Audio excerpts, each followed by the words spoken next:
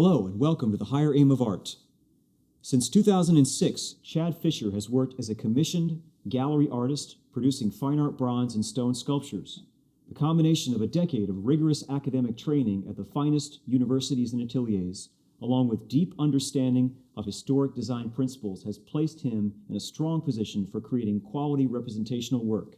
Most recently, he has received public recognition for work represented at the Boston International Fine Arts Show, the Philadelphia Flyers' Fred Sherrow Monument, and the George Halas Monument for the Chicago Bears Football Club. On Wednesday, February 27, 2019, Studio Incominati was delighted to welcome Chad Fisher to speak on his topic, Initiate Your Method. Thank you. How's everybody doing? Great. So, I'm Chad Fisher. My father, Fran, is sitting down here. And I'll try to keep this as somewhat formal but informal, so if you have any questions, please raise your hand. And if I have to, we'll just hold off the thought and come back to it. So the thought is I was asked to give a talk tonight, and the idea is I put myself in your shoes. So what could you use based on my experience now? And the idea is that a lot of you are probably about to finish up your studies or your formal everyday training of learning the figure or getting to that 10,000 hour rule, which Steve talked about quite a bit. If you don't know Malcolm Gladwell, you should. With the outliers, everybody should get to their 10,000 hours. So if it takes 5 years, 8 years, 10 years, whatever it takes, you need to get to your 10,000 hours. So once you get to your 10,000 hours, that's what I'm talking about. So I assume you know your anatomy inside and out. Everybody knows where the bicep femoris is attaching to. We know where all of our rectus spinae muscles are, and we all know our rhythms, and we know how to not overmodel, and we know our color theories. And once all that happens, then where this talk begins. So the idea is that what do you do in your studio? What are you actually doing every day? There really isn't a map for this, and I'm going to tell you that I'm not going to give you a map today. Fran will not give you a map today. We're just going to go over what has worked for us. And we can sort of say, don't go down that road, maybe go down this road. This might be more successful than that. And ideally, you'll have a way to approach what works for you. And so the beginning of this will be, I'll use my journey to share some of my experiences, and I would like to think that they're going to be helpful. Your experiences are going to be completely different than mine, but there are going to be some common waves through everything that goes on today. Yes, it's corny, it's cliche, but it really is, all you need is love. I mean, you have to love what you do. You have to love going into the studio. You have to love your space. You have to love your partner in life. You have to love everything that you're doing. All that negative nonsense has to be just taken out. You really can't deal with it. So if you're not loving your career path or where you're going with this, you better change it now. So if you want to go into gallery work, all your focus has to be on gallery work. If you want to go into monuments or you want to go into portrait painting, all your focus has to be on portrait painting. If you want to go into being a curator or art history or wherever you want to go, your path may be something I'm not even aware of. Just pick that and love that and go forward with it. And you have to be all in. You have to be 100% in because you love it. And there's no other way to proceed. Because anything outside of the act of being happy and loving what you're doing, it's going to stop. It's just going to stop. And you're not going to want to be there every day. So the idea is, what exactly do you love to do? And some of us can just know, right off the bat. I saw the Lincoln Memorial 7th grade trip to D.C. That was it. That's what I wanted to do. I was fortunate that my dad was a trained artist. So growing up, he was trained by the illustrators, Ben and Jane Eisenstadt. They go back to the Society of Illustrators, who were taught by the Golden Age. So I was doing still lifes as a little kid. and then I went up to Syracuse for a year, and then switched to PAFA, and I'll get into that story later. But the idea is that when I saw that Lincoln Memorial, I thought, all right, this is pretty cool. I would really like to do that. I don't know how I'm going to do it. You know, there's not really a class at Yale or Harvard to say, hey, learn how to make a monument. And it's a long path. It's taken a long time. I started when I was 19. I'm 36. So it's been all in since 19, like serious. So Dan has the saying that most students are saying, hey, my car's running outside. Can you teach me how to draw the figure? And it doesn't fly. I'm sorry. It just doesn't. It's a lot of time. It's a lot of hard work. And there's a lot of ups and downs. It's not this. It's this. And then there's these. So if you don't love it, get out. Go do something you love, because otherwise it's not going to work. You have to love everything. That's my family up there, wife and kids. And I saw the Da Vinci show my first year at the Met. It was at 2002 or 2003, and just fell in love with Da Vinci, which led me to Big Mike. And so once I saw Michelangelo's work at the Met, you can go in, make an appointment to see the drawings in the archives, and you get to hold that drawing in front of you, not literally hold it, but it's yours for whatever the time limit is, 20 minutes or something. And it's just, that was it. I was just like, wow, I'd really love to be able to draw the figure. Not like him. No one's ever going to make a toenail as good as Michelangelo, but I would really like to just learn how to draw the figure as best as I can. And so that's what led to my path. This is a great quote by Denzel Washington. A dream without goals is just a dream. You really do need to know how you're going to get there. What are the steps? Who do you need to study with? Who has information, real information? I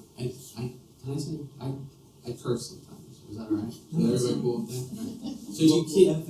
Yeah, all right. So just cut there, bleep it. Okay? So you can't have these bullshit teachers, you know, and that's the best way to explain them. I'm sorry for using curse words, but it's the only way to really pronounce their inadequate and naive sense of what art training is, and it's bullshit. So guys like Steve, guys like Dan, and other instructors here, you're lucky. You're really lucky. It took me a long time to find Steve. I found him through the internet, and it was really difficult. So, and I happened to just meet Dan. It was a happenstance. I just sort of fell into Janice, where Dan and Michael and Kate Lehman, and John DeMartin and Steve Perkins all were. And that was the icing on my cake of 10 years of art training. So this was one of my favorite quotes by Michelangelo, and I thought it's worth looking at here. And the fact that this man said that is just insane. I've also read numerous books. If anybody knows, it's called Great Courses now. It used to be called The Teaching Company. If anybody's aware of that, there's a series on Michelangelo by one of the art historian experts, and he really is an expert on him. I think his last name is Wallace. You should see that. You should read it. It's an online, you watch it, so you watch it. But you really get a sense of more of who this man is, Michelangelo, and what exactly he did, and how incredibly hard he worked without the internet and lights and electricity and Google and all the things that we can go to today. And it's pretty amazing. So my thought was, holy mackerel, how am I ever going to be able to work as hard as that guy did? And his workload, the amount of work that he completed in his lifetime is insane. It's insane. One of us making one figure as great as he did in our lifetime would be a tremendous accomplishment. It would be one of the greatest works of art in the last 500 years. But to do it over and over again, 500 figures, that's amazing. So I am up at Syracuse. I get a scholarship to go to Syracuse. So I'll jump into how I got to actual real training by professionals. Syracuse. So my dad's an illustrator. We put together a portfolio. I was taking art classes. Had like an art tutor. My dad was great enough to understand that, hey, you should go study with this person. They can teach you this, which ended up being sort of my mantra as I would grow up. And he had this talk with me because I'm like, I really want to make something awesome. And the reason, I didn't know why, and I have my why now, which is really important. And and I'll tell you, we'll get to that. And if I don't get to it, please remind me. Because the why is really, really important of why you do something. You need a why to roll out of bed. Anybody get up at 4:30 this morning? Nice. There should be more hand raised. It's 5:30. That's cool. Better than 10. About 6. Yeah, you gotta get up early. Okay? You gotta get up before the sun does. If you're not, I don't know what you're doing. So, my dad said to me, if you want to make something remarkable, you better start working in a remarkable way. So I started off getting up at 6 at Syracuse, and I realized that the training there in my head was just not in the game. So I transferred to the Pennsylvania Academy. So I took out student loans. I had assistance from my mom and my dad, and I worked day and night. I took classes at the Pennsylvania Academy, and then I took classes in the evening. I also I practiced copying plates. So I'd wake up, I started off at 6, and then I started waking up around 5, and I copied plates out of Michelangelo's drawing books. You can take them out of the library. Frederick Hart's book on Michelangelo has all these drawings, and I just start every morning copying Michelangelo. I'm not going to be Michelangelo, there's no way like him, but if you copy him every day, I think you're going to get something out of him. So I do that for 4 years, finish at the Pennsylvania Academy. They say you graduate, and I'm like, all right, 4 years, now what the hell am I supposed to do? I get a couple of commissions. I put like $3,000 or $4,000 in my pocket, and then I get this commission to make these angels for a church. And at the same time, as I'm leaving, one of the instructors says, hey, why don't you go study with this guy named Myron Barmstone? So I go up to Copley, Pennsylvania, and I'm studying dynamic symmetry and golden section and breakdowns and how to design something within a notional space or a rectangle. And at the same time, I'm completing this commission. And all these other people that I meet start saying, hey, we would like to buy something from you, or we would like to get this from you. And I'm already checking off of how much money I'm going to make before I even have any money. So I picked up a studio, and within 6 months I shut down the studio. I completely failed. Crash and burn. It sucked.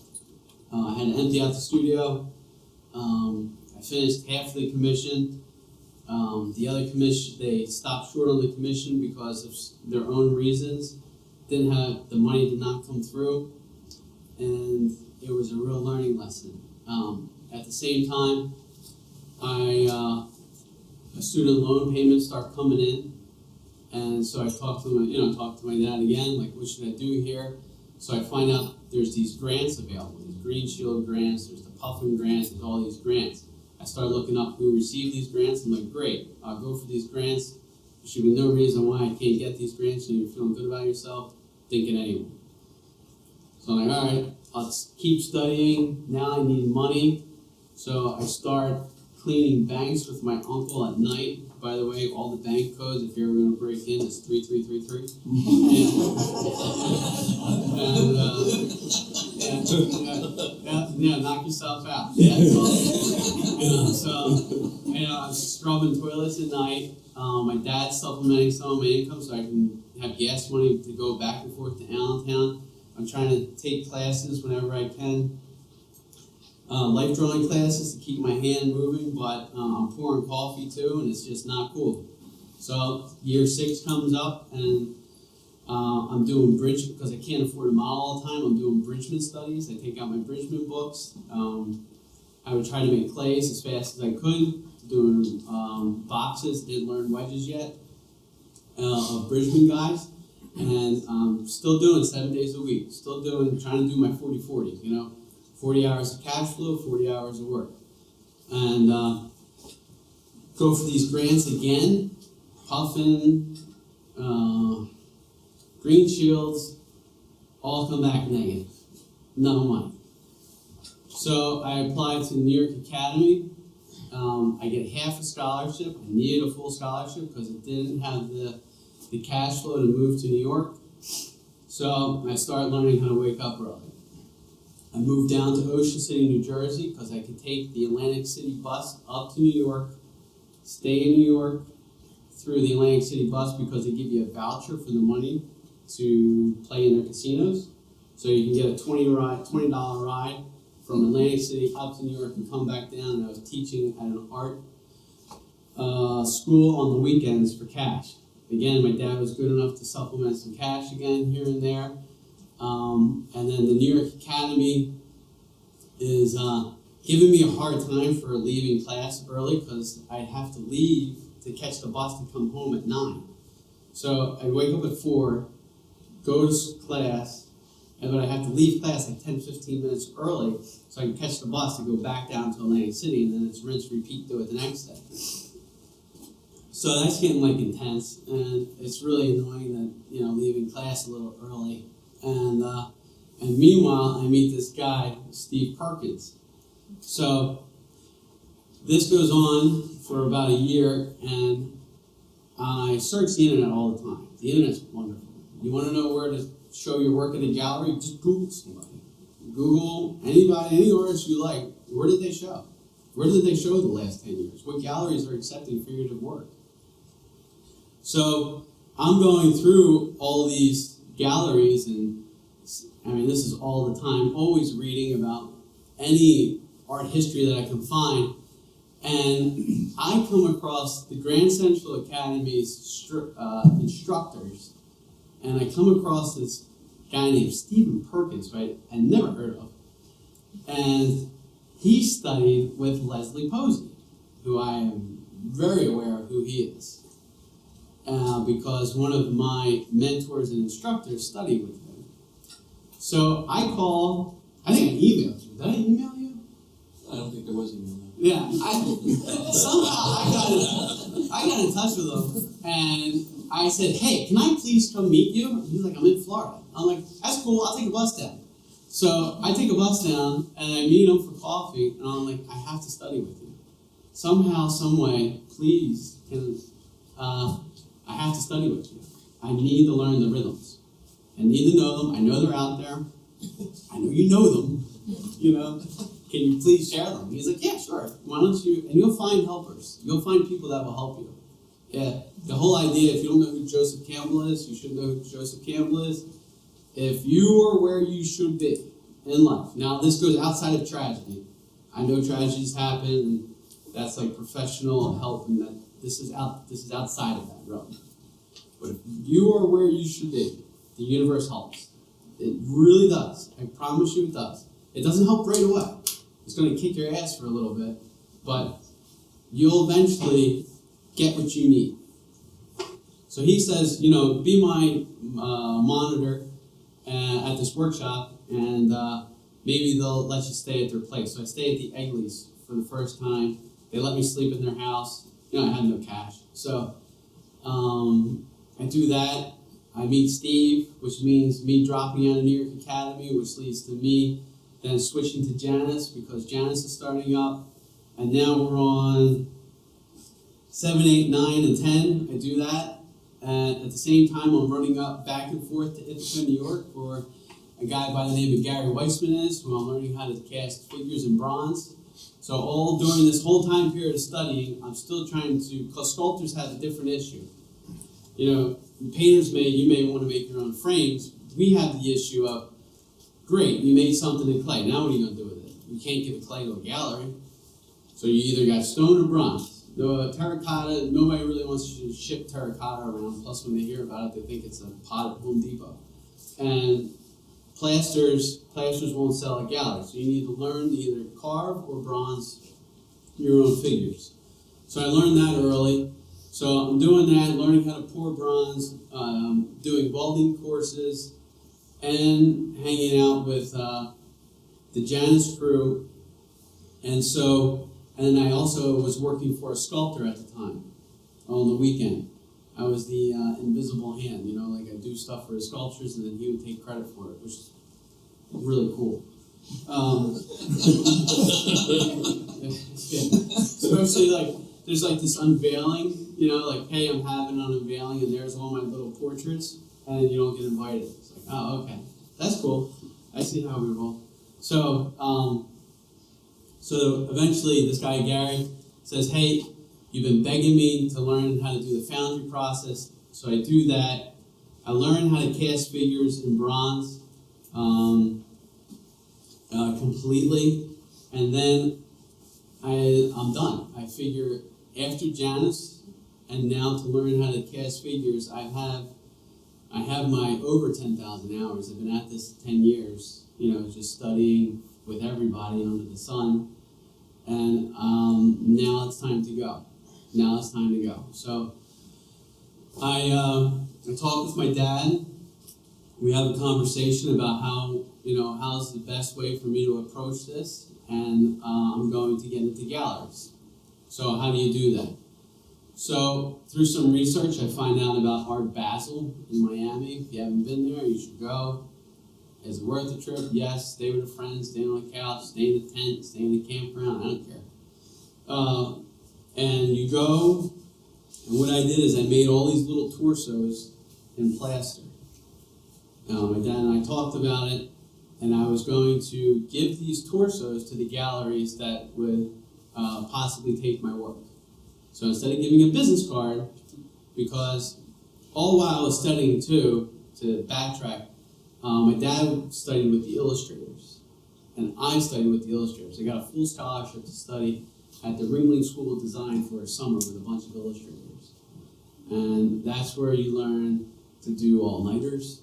That's where you learn to do 25-hour days. I mean, you pull more out of 24 hours than you can ever imagine. So I think this year I am up to 8 or 9 all-nighters. So 20-hour days is not something out of the ordinary. It happens all the time. So it's just, you really learn to grind. And it is a grind. So I go down to Art Basel, I give these little torsos out, and I don't get one phone call back. I thought I was going to get all these galleries. Nothing happens. So I do get these gallery lists, though, of all the galleries that are presenting at Art Basel. So over the course of like 5 days, I emailed them all. Every one of them. So I think after 3 weeks, it's 10,000 galleries I emailed. So why not use the 10,000 hour rule? So I get a show. I get a show in the Hamptons. I get a show in 6 months. I get a show. It's work. It's a lot of work. It's not going to just come to you. It's not like Cinderella. No one's coming to rescue you. You have to rescue yourself. You have to kick ass all the time. So I get a show, and the show leads to some gallery sales, which lead to an estate sale, and then that year, I'm beginning to pick up some momentum. I can see that this might go. And so my father and I sit down at the computer together, and we create Fisher Sculpture. And what it is that we didn't know where this was going. I had no idea where it was going, but I knew I wanted to make monuments, and I didn't know what kind of monuments I would be making, but I wanted to make them public. And I'm beginning to answer my why question. And it's like, well, why do you want to make them public? And I don't sign my pieces that are public. I don't really give a shit about signatures. I really can't stand when you see the big, obnoxious red paint signature, because none of the Greek statues are signed. Who the hell cares? Really. And who cares whether it was Rembrandt or Rembrandt's student that painted the painting? If you liked it, you liked it. And hell, those guys can paint just as good as anybody else. So the public monuments were not to make, this big splash. It was because I wanted to make stuff to give people 3 seconds, because that's the average time that someone looks at a work of art in a museum, is 3 to 7 seconds, is some peace. You give them 3 to 7 seconds, and I begin to answer my why, because I really need a reason of why I'm doing this, and it's not about showing off, because I heard that and I didn't want that. I needed a why I'm doing this, and I begin to take a look of where art is, and you look, and there's always a Monet in the doctor's office, and then I begin to answer my why. Okay, there's a reason why this needs to be present. There's a reason why you have to go all in. And so we create Fisher Sculpture. So Fisher Sculpture, just to go through some of our principles, is that I have learned that the art world needs to be more of a we thing instead of an I thing. And it's not, I love you guys, I don't know you, but I'd be willing to help out any one of you, because that's the way it should be. And you should be willing out to help one another. The people that are not willing to help one another, I don't know what the hell their problem is. But we're all going to the same place, and we're all just trying to make work. So it's like, what the heck is the matter with you? If you're not trying to help one another. If you want to email me or a friend, email us. I'd be glad to try to help you in any way. And it's the examples of Steve and Dan and Michael that, I can still email them and get a response. There's really good people out there. So for us to go forward is that we were always going to help. So we were going to try to make statues for people that also helped. And we were going to make statues of people that we believe were high in character if we could. Because it's not about us. We are just a vehicle to make the invisible visible again. That's the way we look at it. And that's what the beginning of the why is. So I also learned more about, in this business world, of the arts, is the self-discipline. The self-discipline has to be ridiculous. So the average fine arts student through universities, which is, you guys are a special group that are studying here, but universities, it's sort of my dad would call us more of a shotgun effect. It's sort of like you might get something to hit. And the students at university, you might get somebody gets lucky who meets a teacher that might help you. But really, 3% of all students that graduate with fine art degrees are working in their field. So that means 97% of all the people that graduate at universities are not working in their field. So also, as an artist, you're a small business. 90% of all startups fail. That's a lot. So not only are you an artist, but you're also a startup. And then 74% of people in the United States do not like their job.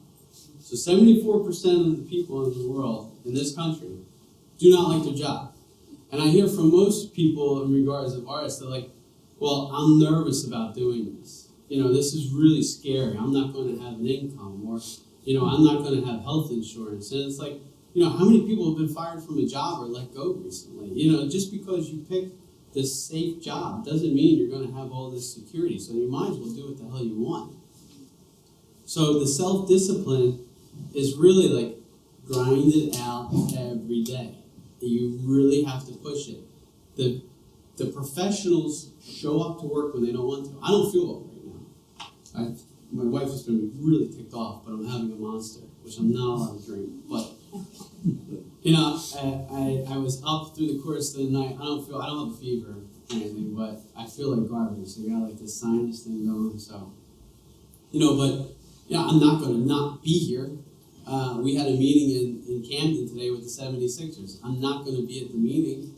We also had a meeting in Philadelphia about another World War II monument for Atlantic City. Just because you don't feel well doesn't mean you don't show up. Because if I'm showing up, you have to show up. We all have to show up. You have to be able to outwork everybody. it's really, really difficult road. I mean, you love what you do, but this is not easy at all. So you also have to have faith in yourself.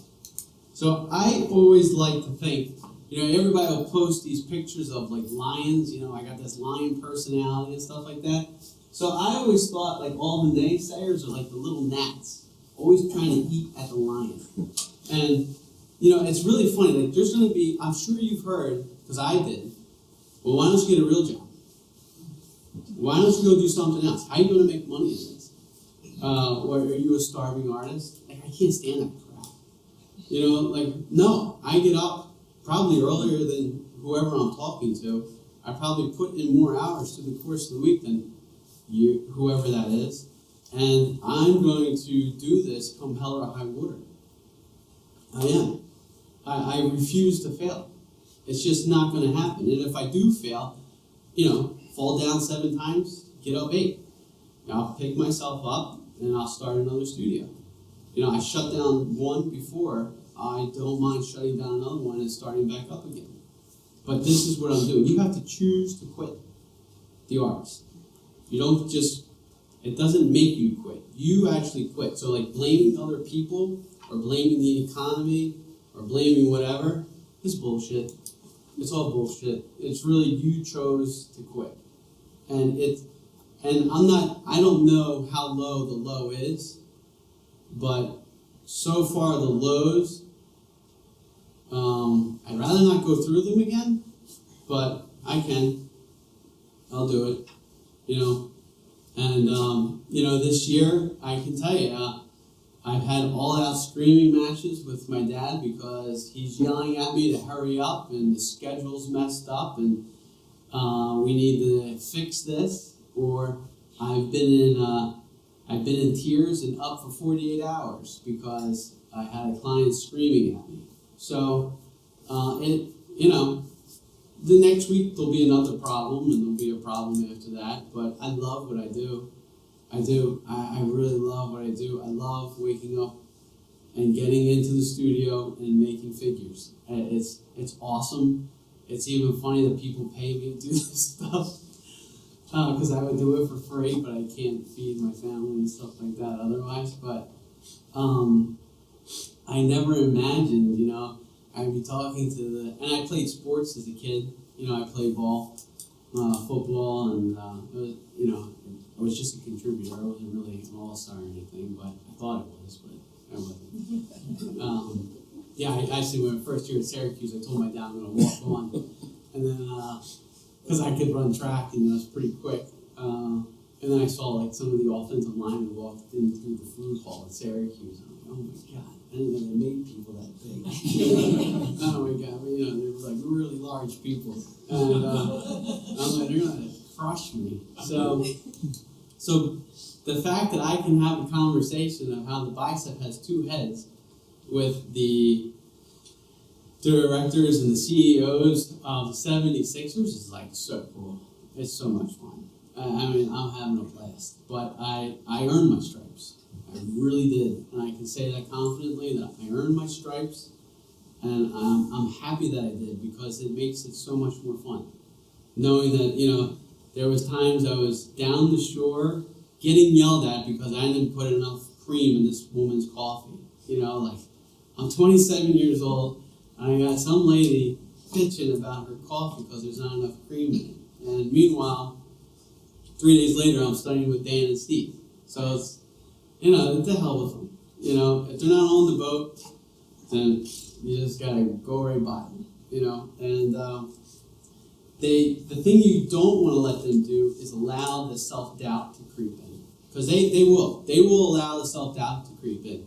And there, even the students, that I would study with, would really try to gauge themselves against one another. Like, well, she's better than me, and he's better than her. Like, all of our experiences are different. And if you went through a lot of shit, you probably have a lot to say. So gauging your work to somebody else's work makes no sense whatsoever. Like, the coolest thing is you can look at a Dan Thompson drawing and know that Dan did it. So why the heck do you want your work to look like somebody else's? like, you should get to a certain point where it's considered, an academic drawing, or it's you're well versed in your anatomy and your modeling, but you don't want your work to look like anybody else's. I mean, it should be yours. So you should express your things in your work. So comparing yourself to other people is it's insane. Because it goes like this. It doesn't go like that. It goes, this is the art curve. It goes forward, and then you make these you make this headway, and then it goes backwards. And then it goes forward again. So it's always shifting, and unless you're in the studio every day, you're not going to get through that shift. So, you got all this stuff to get out. So you just got to keep grinding it out. It was 2 days ago. I'm having a hell of a time with my posterior head of my deltoid right now on a raised arm. And it's giving me it's a hell of a thing right now. But I enjoy it. It's great. So I got my wife holding the mirror trying to figure out my own arm of how everything's shifting around and stuff. And she's super helpful with that. But, we all have these things that, it's okay. We all, the good thing is to measure yourself. Measure yourself. Da Vinci says to measure yourself because we constantly want to make relatives of who we are. And I have short femurs, and I have a longer distance between my nose and my chin. It's not really 1/3, it's a little bit longer. So I always have to be aware that my figures are going to have short femurs and a longer distance here. Besides my nose pointing up and is thin as a pencil, this area right here always gets extended. So I'm very, very aware of that. So whether you have a bad day in the studio or whatever, or let's say you fail on a commission. I've been sued twice. So don't show that to the client, please. Anyway, if you ever have a commission with an interior decorator, do not take it. Do not take it. They're really not nice people. If they don't have a say in the art, they get really ticked off. So it happened twice, and I will never take a commission again where commissioned by a party who also has to have approvals by the interior decorator. That's one of our rules now. They suck. Yeah. You can't do anything right for them. You can't do anything right. But there's this organization called Volunteers Lawyers of the Arts, which is lawyers volunteer their time. And there's a PA one and there's a New Jersey one. So I called them up both times and had the cases thrown out of court. So I didn't have to pay a dime. But they get really aggravated, and because they have money, they can just throw a lawyer at you. So these are people who I enjoy listening to, reading about. If you don't know them all, you should. But it's really a choice to be extraordinary. You really have to choose to be something special. And I can't stand. Now, don't get too big of a head. Everybody should be able to walk out the door and no, you're not going to be able to draw like Dan or sculpt like Steve. It's just, you got to put in 15, 25 years. So, but you are all special. Anybody who says you're not is wrong.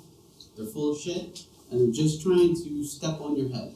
And don't listen to them. Because you really can't, anybody who's here is here for a reason, and anything that you want to express it. And don't allow them to tell you that you're not special. You are. You just have to work at it. Like, you really have to work hard to get your skills. Talent is way overrated. 1% inspiration, 99% perspiration. You really have to work at your anatomy. Like, you should know I know the flexors are annoying, but you need to know them inside and out. You really do. I know, how the brachioradialis and the extensor carpi radialis are very confusing. They know. Ask them. They'll help you facilitate how to break it down. But you really do need to get your skills together and choose to be good at something. So, the reason why I say why you need to love what you do is because it's really hard. It's really, really difficult. So you have to love this. Otherwise, it's an irrational decision to go into the arts to most people. But to us, it's rational. Because there is no other choice. You don't really have a choice. You're going to do this whether you like it or not. And if you don't do it, you're not going to be happy. So these are just some quotes I enjoy. I'll just read these off. Just showing up daily is half the battle. A professional shows up the days they don't want to. If this was easy, everybody would do it. When eating an elephant, take one bite at a time. I say that in my head so many times. It's not even funny. I probably say that like once a week because it's very overwhelming sometimes. Excuses sound best to the person making them up. Do not jeopardize your soul in any decision. So try to keep your dignity. Try. It's really important. Ease is a greater threat to progress and hardship. The idea is that if you take the easy way, your life will be hard. If you take the hard, your life will be easier as you go along. A well thought out critique of what you're doing is worth its weight in gold. If you trust somebody, really talk to them. I had my dad. If you have a mentor or teacher, really talk to them to see, are you on the right path? I hear a lot of people saying, how long should I study? Well, did you get your 10,000 hours? If you did, then the next thing is, I emailed, I wanted someone to give me an opinion that I never met before that I respected. So I emailed while I was up after studying at Janus. So I'm like 8 or 9 years in. I'm doing my apprenticeship, finishing that up, studying foundry. I emailed Seth Jacobs. And I said, how do you know when to stop studying? And the thought was, you stop studying when you start to see the figure differently than those who are teaching you. And that was profound to me at that point because I have reached enough fluency drawing where I felt somewhat comfortable, not great, but comfortable. And I reached enough in modeling clay that I felt comfortable. And I really looked at the people I enjoyed looking at and saying, I would have pulled this around, I would have pulled my Terry's major around a little bit different than that. Like, I'm surprised they didn't separate the tendon from the belly of the muscle on that one. And the more I started doing that, I started to realize, you know what? I think it's time. I think it's time that I can actually make gallery work and feel good about it. And that's why I went down the gallery route. This is Joseph Campbell. Here, I brought some books. You should look at them. I did pick just 5 out of, my dad's like, I had to pick those 5 out of 40. And these are my 5. So Joseph Campbell's one of them. He has lectures online, and they really help center you in regards of your art. So it doesn't mean you have to make mythological figures. It's just, use it how you want. But you should know who he is. My father introduced me to him. His name is Seth Godin. He's a marketing expert. If you don't know who he is, you should. He's written like 10 books on marketing and business. One of his books is The Purple Cow. It's up here. He has another book. I couldn't find it this morning, sorry. It's called The Icarus Deception. He talks about artists and the world they are in of art. And I can't summarize it or even speak as elegantly as he is, but he does audiobooks. I have audiobooks running all day in the shop or in the studio. And I love it. I love it. I'm ripping through books. It's great. I'm still sucking through information. I feel like I'm in the Matrix, so I'm still getting stuff. So, it's like uploading stuff in my head still. So, this marketing stuff is intense, because you don't really leave art school with anybody telling you what the hell to do in business. You're just like, all right, I got these skills, but there's no business course for us. Nobody even tells us how to dress properly or how to, Can you imagine rolling into the Chicago Bears at $1 billion industry and they want to have a board meeting for a sculpture for 6 figures? I mean, how the hell are you supposed to represent yourselves properly and actually have them take you serious? You know, I grew a beard, so I look older. I have a baby face. I'd walk into some places and they would look at me like, "Are you the driver? You know, where was the sculptor?" And it's like, "No, it's me." You know, and my language is visual. You know, my language is not literature. So even speaking is like, even talking like this is a real effort for me. This is like, and it doesn't even sound all that wonderful. Like I'm not elegant at all, but it takes a lot of effort for me to even just to speak this way. So he helps. He helps tremendously. So this is the other one. And I love you guys, but to challenge you, outwork me. I would like to see if you can outwork me. I put in 80 hours this week. Try to do 90. Try to do 100. It's really hard. You should try to outwork me. This is one of my favorite quotes. This is by Will Smith. You can take it or leave it. I'll read it to you. "The only thing I see that is distinctly different from me is I'm not afraid to die on a treadmill. I will not be outworked, period. You might have more talent than me. You might be smarter than me. You might be sexier than me. You might be all those things. You got on me in 9 categories. But if we get on a treadmill together, there's 2 things. You're getting off first or I'm going to die." So the point is that we're not in competition for one another. But in order to bring out your best self, you have to work tirelessly. You have to work harder than you ever imagined. And then you're going to have to work harder than that. It's really, really hard to be successful in this field. But the thing is, the art field actually needs you. The art field needs you. The art field needs you to be working harder. Galleries need your work. Look at the world. There's so much negative stuff going on. To have a beacon of light from every one of you is so important. You really need to turn it up for the future generation. I mean, I'm 35, going on 36. Do you imagine if someone 17 we were able to give all this information to, or 12? The next generation of artists needs your work to be supreme.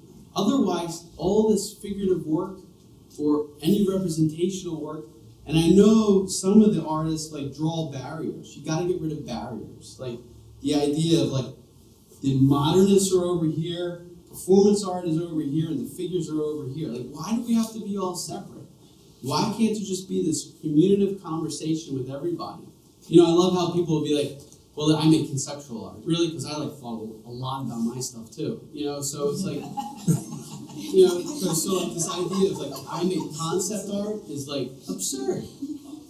So you really have to push yourself as much as you can for the next generation and really respect one another. Like really respect all people. I mean, even if they want to make a performance art, I went to MICA also. I got my master's.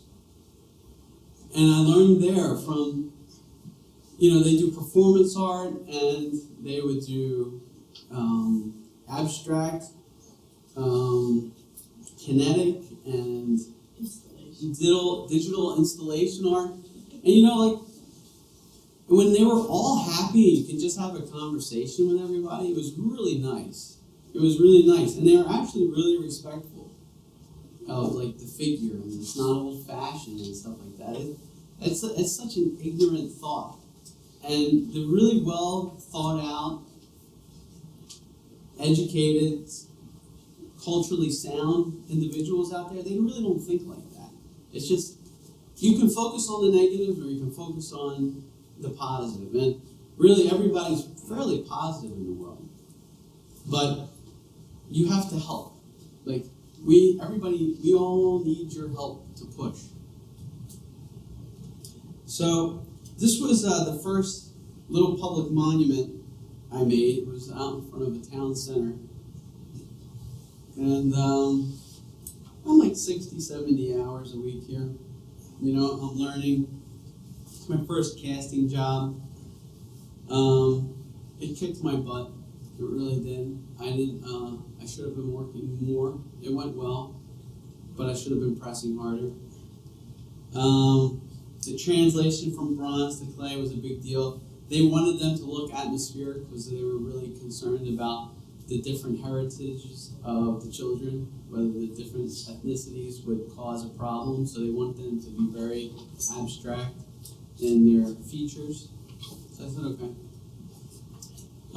I could have did a better job. This is Steve Sabol for NFL Films. You know, I would do things differently. I think this is like 8 years ago.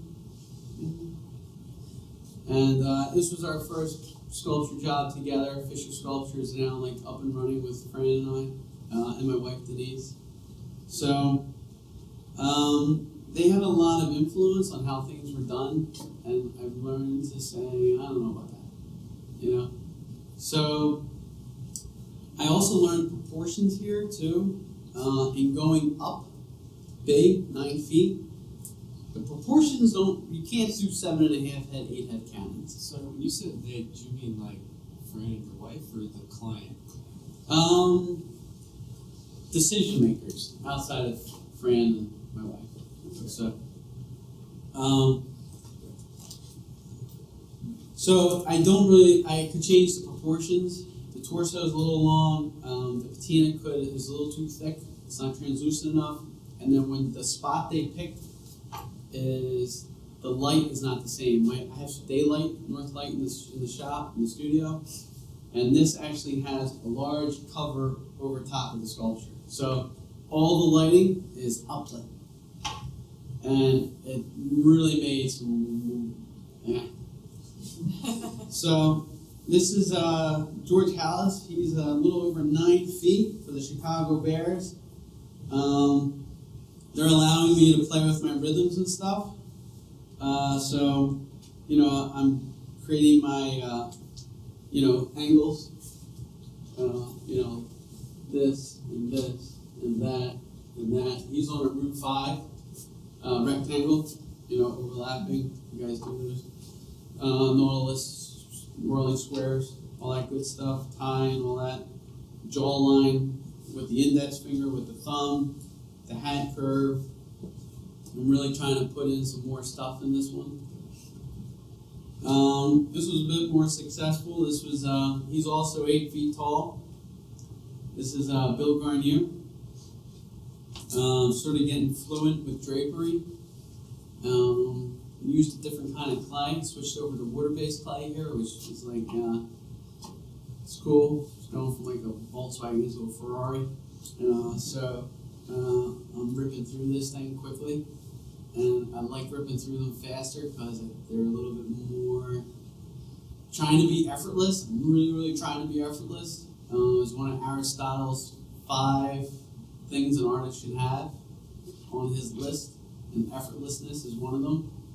So even though you put effort into it, you want it to look fresh. You should look up Aristotle's 5 things. It's pretty cool. So now I'm messing around with the Sixers. They're giving me like full artistic ability. All decisions. They just say, here's what we want to make. And yes, it's a basketball player, but I'm digging it. I am digging it. Because I get to use anatomy. I get to make guys I enjoy watching. And I get to insert fine art into the public, who this crowd is now allowed to be exposed to fine art as opposed to cookie cutter manufactured statues. And what that does is allow me to begin educating. Hey, Studio Incominati is across the street. Did you know that? Well, what is Studio?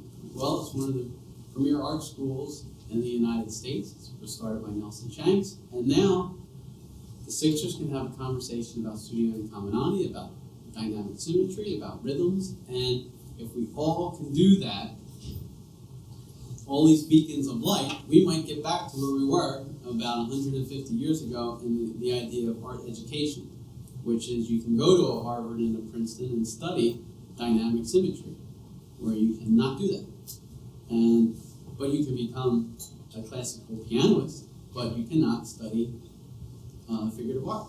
And me, when I'm 15 or 14, who wants to make monuments, doesn't need to run all over God's creation, searching down different people through the internet, of trying to learn how to make monuments. So this is where we're at now.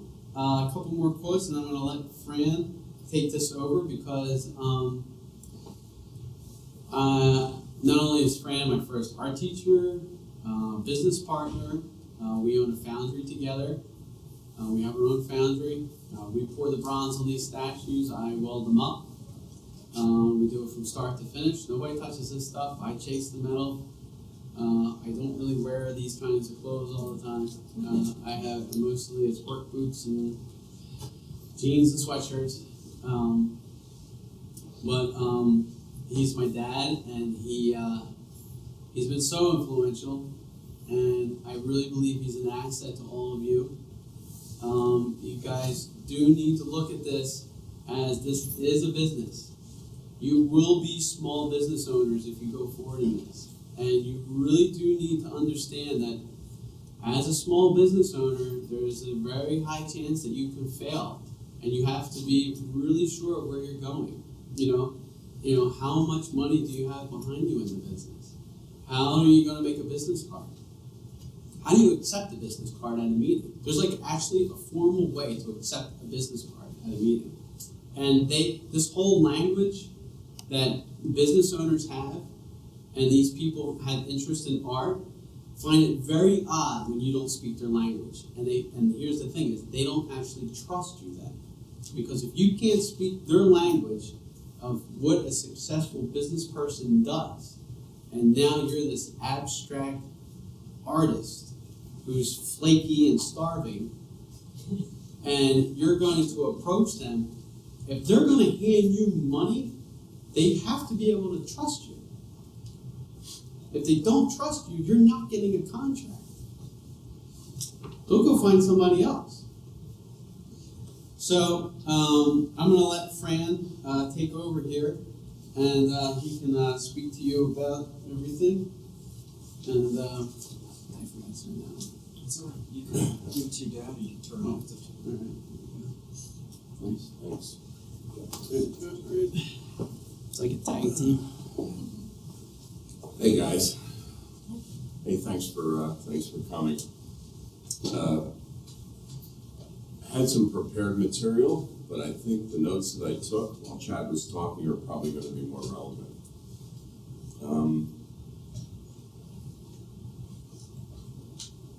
The art of perpetuating true fine art sculpture through Fisher sculpture has been a really deep-seated, goal. You can read that through Chad's representation, his discussions, and what we try to accomplish, whether it's a war hero, a notable citizen, or a sports person who makes people happy because they can throw a football, shoot a basketball, or do something else. I will tell you this. One of the first big commissions that we received or were working toward, Chad and I sat in my dining room and rehearsed the entire meeting 3 times from start to finish. Yes, I know how to give a business card to somebody from Europe, to somebody from Asia, and to somebody from the United States. It's all different. I grew up in finance and spent most of my time in a suit and tie and wingtips. Today we wear foundry boots. They're really dirty, which is fun. I have 3 sets of work boots. One, it's a pair I wear in the foundry, which are disgusting.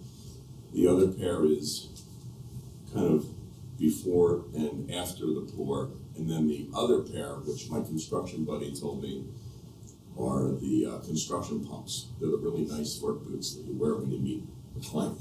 So, but you still look the part. We'll talk about the art of making art a business. And I hate conceptual art. The things that you guys do, everyone in here can draw better than me. You guys are special. I am a product of the worst art schools in the traditional academic fashion. Therefore, after a split major, I decided to go forward in business. So fortunate for us to be together here that I can help perpetuate the arts through Fisher Sculpture and through you. By the way, Dan's drawings are my favorite drawings in the world. I just love Dan's drawings. And I will tell you, there was one moment in my career as a person searching to be an artist that was inspiring. And you folks are surrounded by it, but it was a point in time where I had Jane and Ben Eisenstadt who said, you should be at the academy. I'm like, what the hell's the academy? You know, I'm working out. I'm not a stereotype art person. I played sports like my son. We struggled with this kill the myth bullshit. So, yeah, sure. Yeah, let it run. Tell them like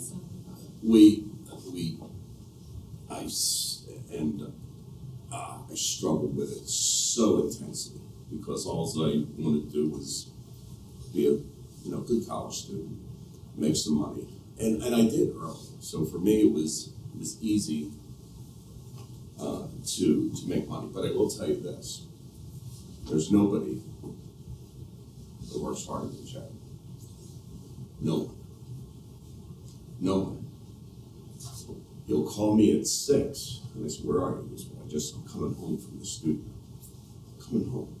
Because he was there at 4:45, doing some prep work, then go and seeing the kids off to school, and then come back.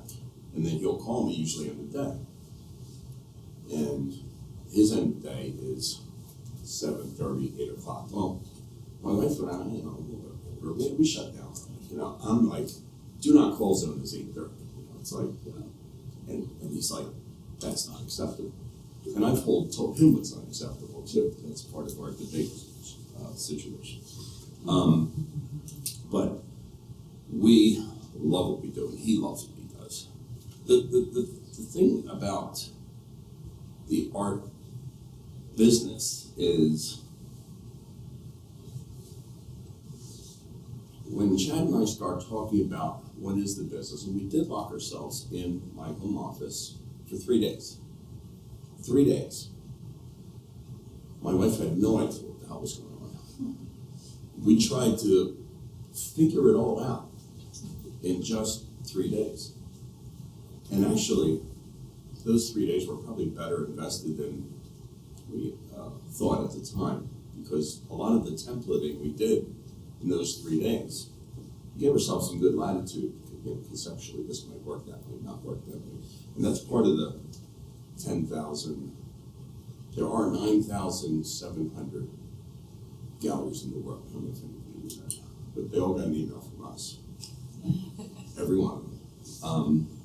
And there are also about 4,000 sports teams between Europe, North America, Canada, and South America.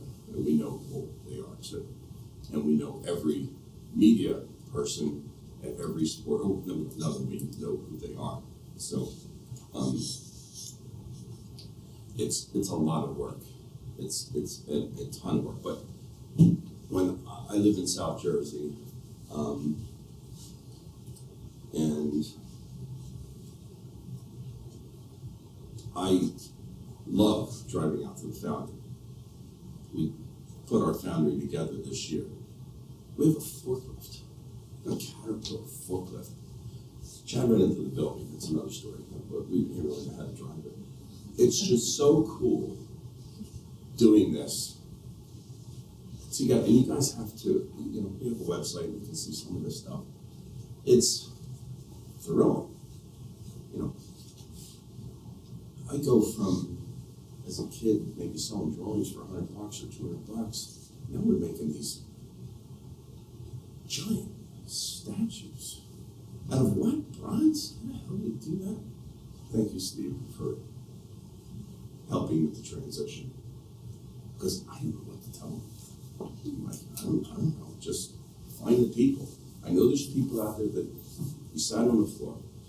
There's got to be people that know how to do this stuff. There's got to be some secrets, or there's got to be systems, multiple systems. How many systems did Michelangelo have? I don't know, but I know there's at least 5 or 6 overlapping design, anatomical, arabesques. The thing, you guys know all this. I don't know this.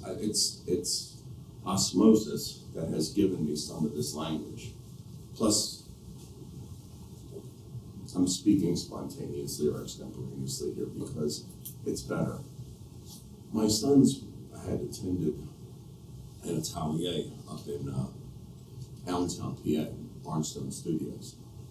And we were trying to seek out information, the best information out there. And one of those sources was this little atelier. So Chad and Halas were talking, and I jumped into the conversation, trying to be that, and they're like, you're not literal here. You can't talk to us. You can't have this conversation because you are not in the conversation because you don't have the knowledge to. That made me angry. So what did I do? I went to Myra. I went up to Barnstone Studio for 2 years on Tuesdays and Thursday nights to get literate with just little, probably 2% of what you guys know.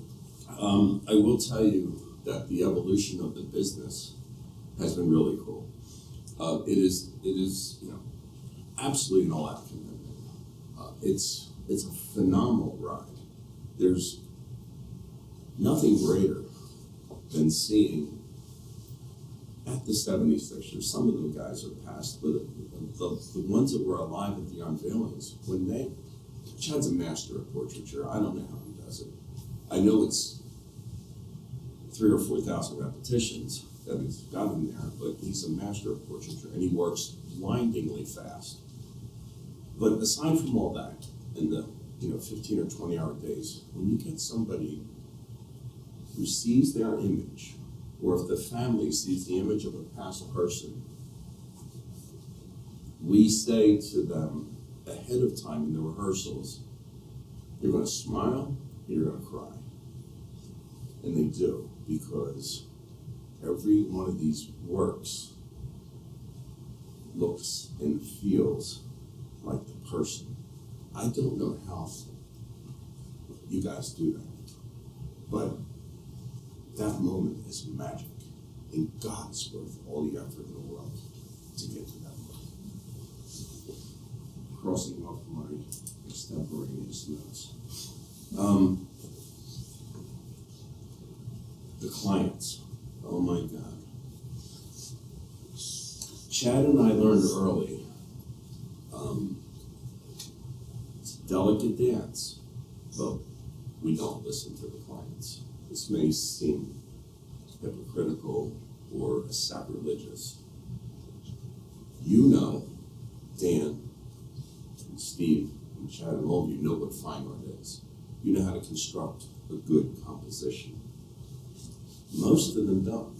The first discussion I had with the owner of the Chicago Bears was the fact that Chad was talented or skilled.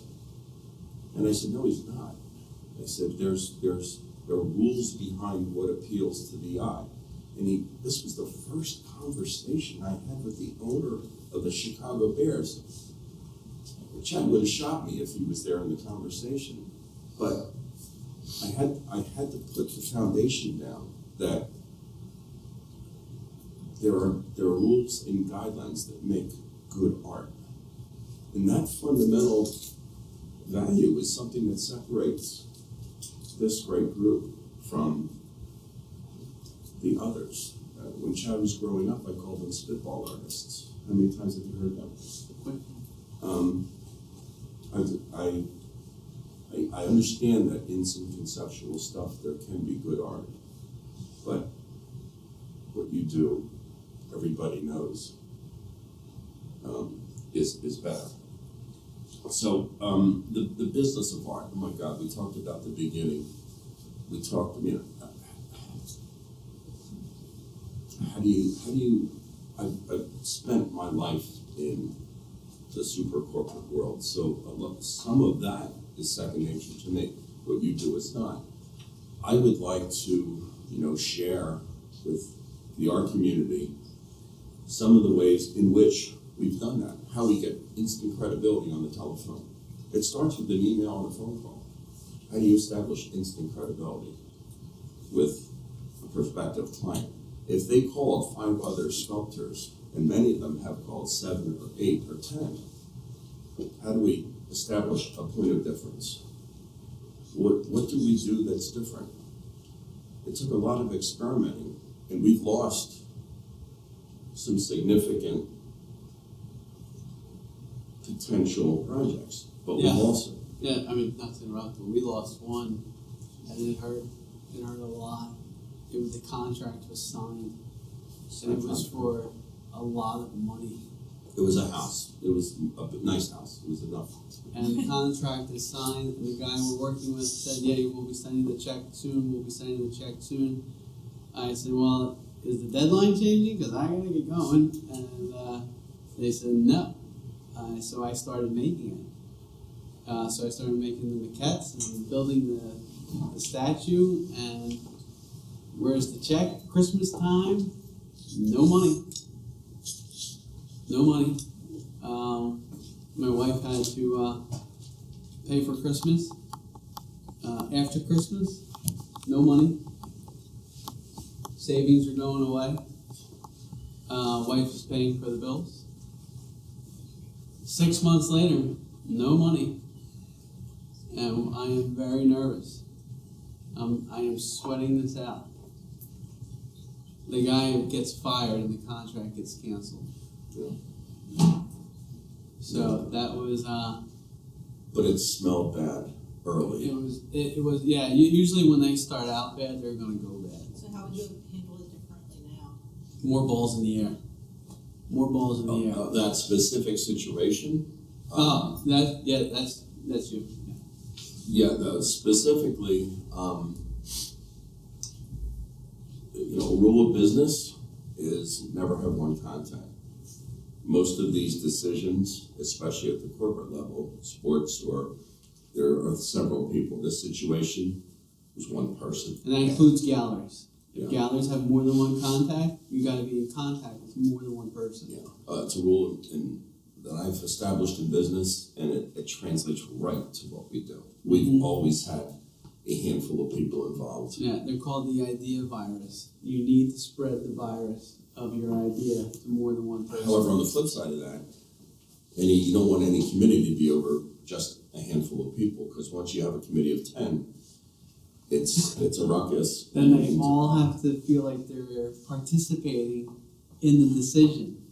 And my goodness, if one of them says something negative and then the other one does, you forget it. You might as well just sit back, cross your legs, and let them just rip the thing apart for the next half hour. Because they're all going to have something negative, because they all feel like that's the way it's going. But when it gets bizarre, I had at one time I have a pilot's license, so I was flying in just awful situation, and the instructor wasn't any help at all because he was a crop duster.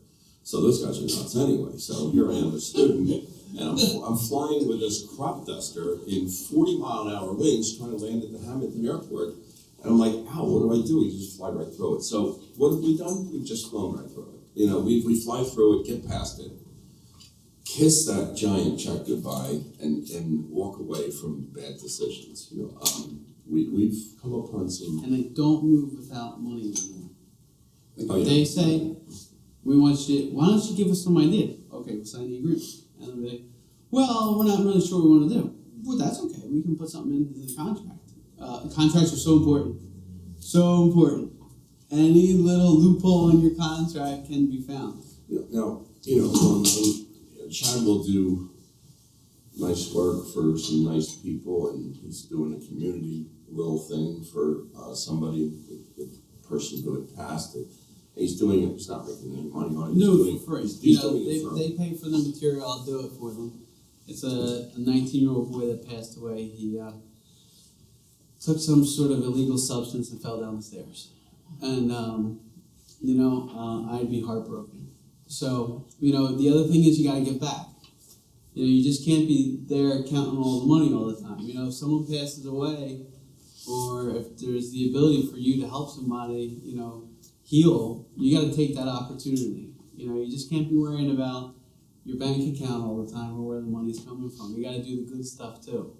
You really do. And the clients aren't your enemies. They're really not. Like, you can't be so adversarial with them. Like, they want the project to go well. It's a double And dance. they do really. Some of them really care about you. We love it. I would run through a wall for the 76ers and for the Bears. I can tell you that when I was working on George Halas, my youngest daughter was fighting to be here. And that's my why. My why is that when you go through hospitals and there's artwork up, and you get to see what artwork does for other people, it's purely a psychological thing. It really helps them. It really does. Whether it's a still life painting, it's a drawing they love, if they love your work, you're helping them. You just get through the day. And that's my purpose, is that I just try to help people get through their day, and I try to make monuments of loved ones so they feel good about it, or of people who I think should educate the world. So my daughter's fighting to be here. She has a 1% chance of making it in utero. She's here. She's doing all right. She has a little bit of a heart thing we have to follow. Now, up till birth, she was an 85% chance of stillborn. And I still went to work every day almost. I had to take 2 weeks off when we initially got the news, when my wife was 12 weeks pregnant.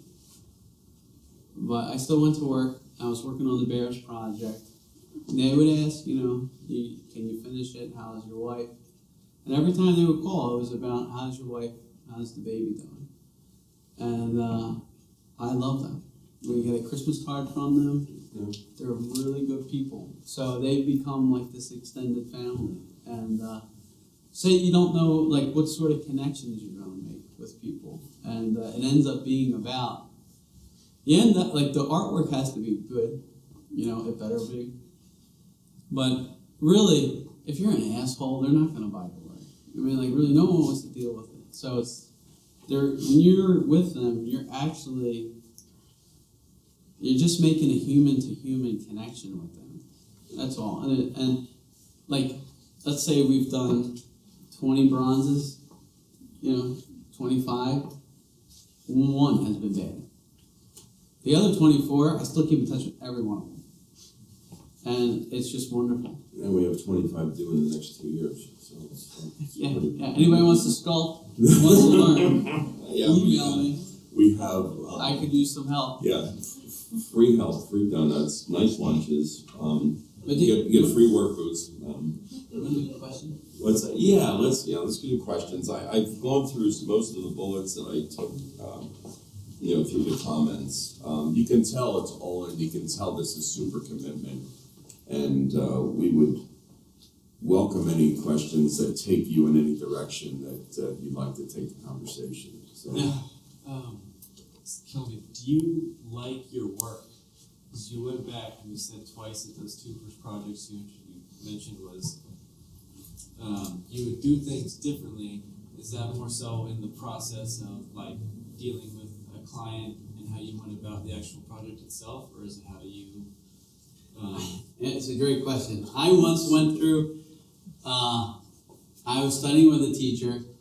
He invited me over to his house. I went to his house, and his work was all over the place in his house. And I thought, Okay.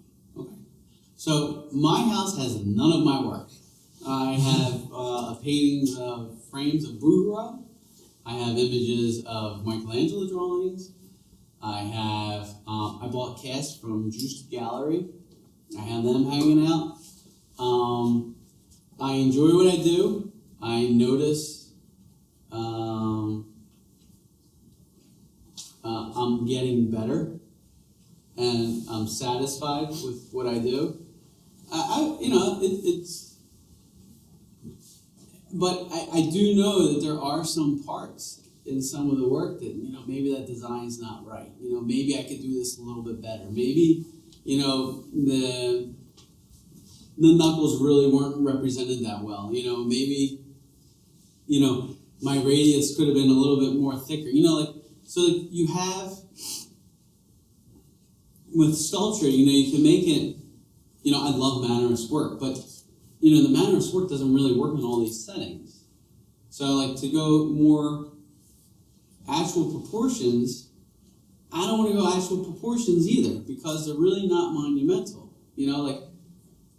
Myron Barnstone would say, Rembrandt's paintings look like the people fart, shit, and eat, all the time. And if you look at Rubens, they're gods. And I want in between. I don't want them to be these gods, but I want them to look like they're special. So learning how to do that is a real play.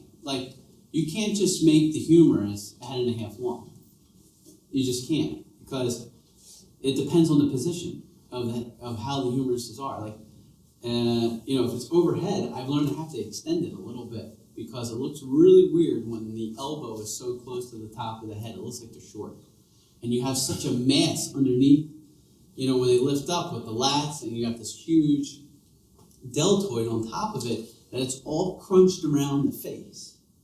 And if you look at a lot of early, if you look at Houdon and Chaput and Carpeau, they really extend the neck. There's a lot of extension on the neck to get the neck away from the collar a little bit. And, have these long necks, but you don't notice it right away. I've been on top of the thinker, I don't know how many times. I would go up 4:30 in the morning, just when you're starting to catch some light. It's weird, whatever. I would close my eyes and I would caress the entire thinker, because you don't really understand how far Rodin pushed in on some of his crevices, especially around the eyes.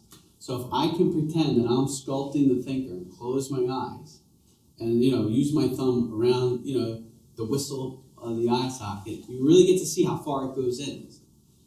And then I also they have a little copy of George Washington at Rittenhouse Square, I think.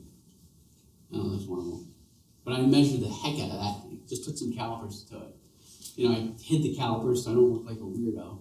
And I went over and just started measuring the hell out of it. They have a copy of one of the Medici figures. I think it's Dawn at the New York Academy. And I measured the hell out of that thing. Just measured, as much as I could, taking 50 measurements. Ankles, size, it's 9 feet tall, 9 1/3 head, something like that. Just everything. Why did he make all these decisions, So I notice I'm satisfied, but I am not where I'm going to be in 50 years in regards to my fluency with the figure. But that's what it is. So Chad had a figure done. It's something we put in the last year or so. I won't get into which one. And it was done, patinaed, everything. He goes, I'm not happy with it. He said, I just cut the hands off. He goes, well, I said, how'd you do that? He goes, I got that Sawzall and cut the hands off. Yeah, it was quarter bronze, solid.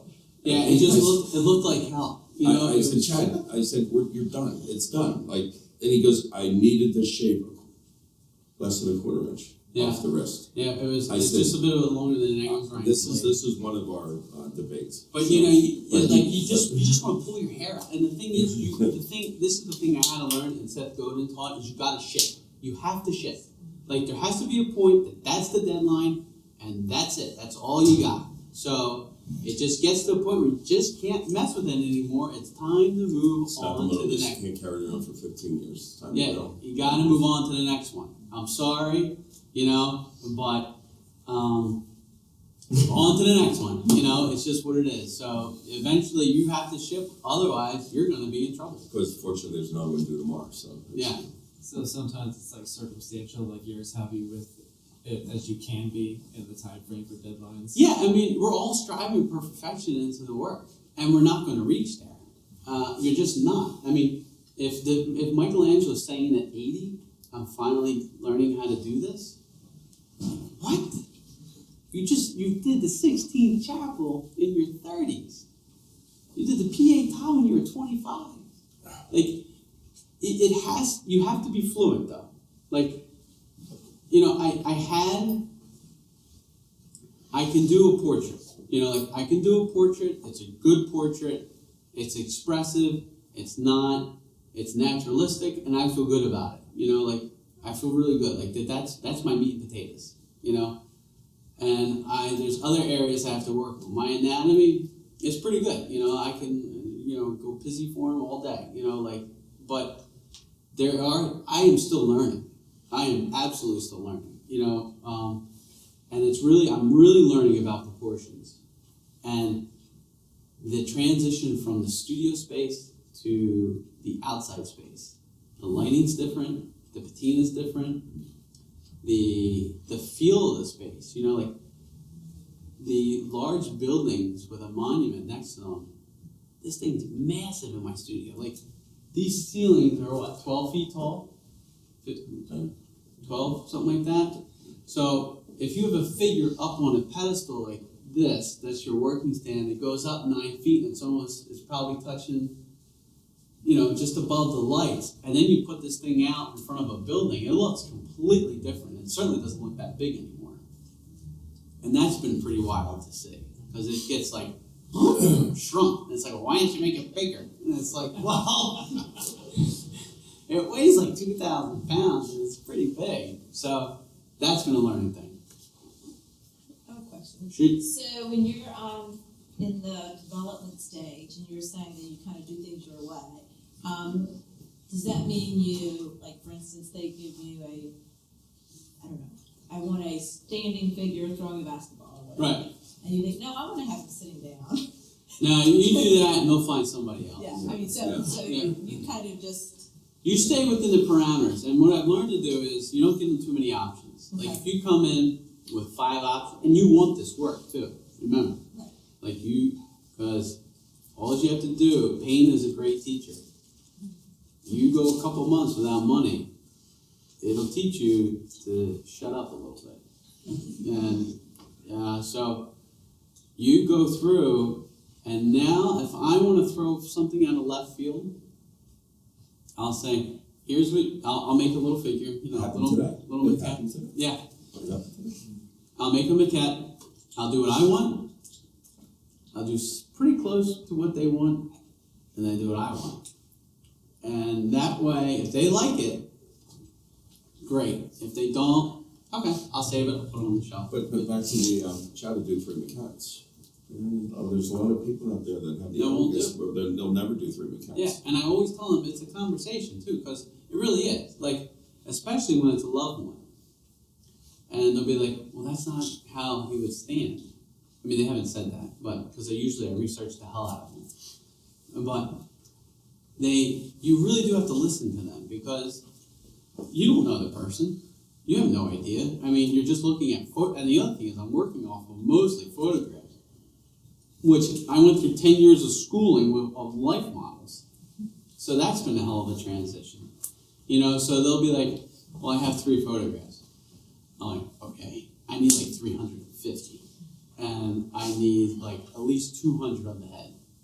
So, and they'll be like, well, and I'm like, all right, can I come to wherever you are and go through all of your family photos, because I need the bad ones. I need to see how far the zygomatic bone is sticking out on the side. I need to see where the node of the lips are on the lost profile. I need all the bad, we call them the bad photos. I need the bad photos. The ones of, say if it's John, I need the ones not of John, but where John's walking around and Lisa is actually the one being photographed. Those become really important. So to your question, it's never an ultimatum because I want to do the work. But the point of getting started, though, once we start and get rolling, it's really hard in a business model to go backwards or deviate too much, because then you have a commitment of the big when the foundation is established for the full figure, the full size, and when Chad creates the design, there's a commitment, and you can't exactly move the arm. Somebody said a couple of months ago, why don't we just move the arm? And it's kind of baked in right now. I weld the armature together and stuff like that. Like once the model's approved, there's a clause in the contract, and that's it. And if we want to go backwards, well, then there has to be some sort of money allocated. So client facing is just very pleasant and everything else, but behind the scenes, there's the under the pond level version, and but there's not any arrogance in front of the client. I just want to make sure that's transparent. It's not, but we have a delicate dance in control now because of the and when it's bad, it's just bad. When it starts off bad, I will turn projects down because you can just tell the PIA factor, the pain in the ass factor is really high here, and and then there's other people that I love working for them. I love working for the Sixers. I love the Sixers. They are so cool. I love the Bears. I made them wedding presents. I made little maquettes for Christmas presents. He had projects doing. I said, "What are you doing?" He goes, "Well, I'm making the Bears' grandson's getting married." I'm like, "Chad, we have stuff to do." He goes, "No, I'm." Yeah, and I can hear him saying that with the phone out to here. So but that's Chad, and that's what. But that's what's fun. It's really fun. It's nice making them smile. It really is. But that's what I like. You have to do what you like. But I get something out of that. You started to say something about when they call, there's a way to secure it. I was curious what it is. Yeah, I establish a point of difference, like in any kind of business model. You want to try to articulate what you do differently, and without throwing anybody under the bus. Oh yeah, absolutely. No, never.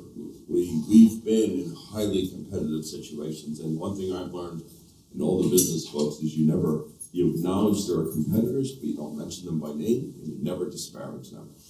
I know Chad can do a better portrait, but I'm not going to say the other people's portraits are bad. In the first conversation, I asked them this question, and this is a significant point of difference. Do you want it to look like the person you're honoring? Well, you know what the answer is. Of course I do. Do you want it to feel like them if you're walking 3/4 rear of the statue?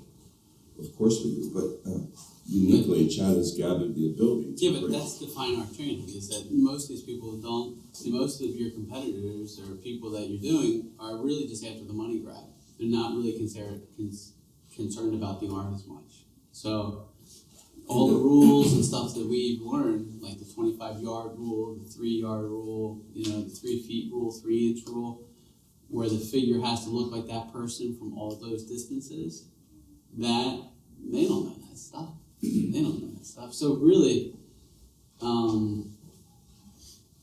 it's fairly simple because our competition, they're like manufacturers. They're widget makers as opposed to artists. The under one roof thing really is capturing so it romanticizes what we do, and it makes it very warm. You mean having the foundry where you sculpt? Everything is we have one building. Everything's under one roof, and very few folks can do that. I'll show you.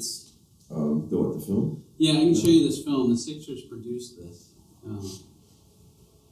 If it comes out, it's coming out. So now there's a healthy competition among clients who can produce the better little vignette of what we do, which is really kind of cool. This is just miraculously fun and warm and wonderful, and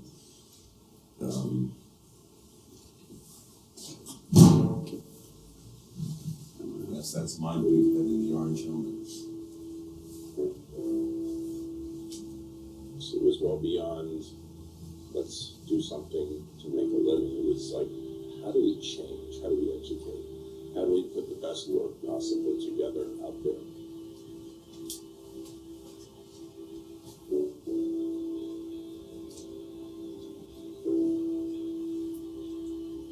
We want to create true fine art sculpture and the best portraiture that can be created today.